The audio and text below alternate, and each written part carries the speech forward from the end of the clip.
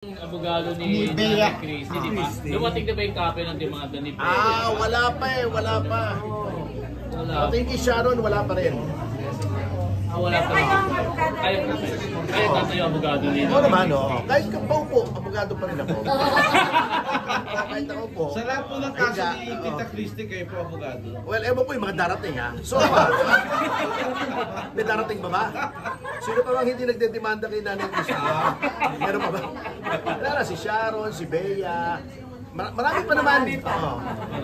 Si Liza, wala pa naman. Si Nadine, wala pa rin. Eh, yung kamusta na yung kaso niya ni Sara Labati, di ba? Yung nanay ni Sara. Tapos na. Submitted na. Hindi, akin naman kasi, if you are in showbiz, hindi pwedeng balat sibuyas. Talagang may pupuna at pupuna eh. Parang boksingero yan eh. Pagka punta mo sa ring, hindi maaaring hindi ka masunod. Eh ako nga, nasa public eye din ako eh.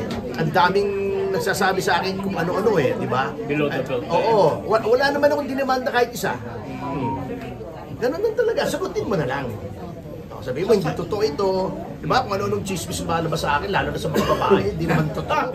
Wala namang katotohanan yung mga yun. Didemanda mo lahat yun. Kung dinimanda ko lahat yun, edi ang dami ko na-demanda. So yung advice sa mga Napaka-bait kong artist. tao. Alam mo yung pagbababae, nabagsak ka na ng palataya ko yan, mga kapatid.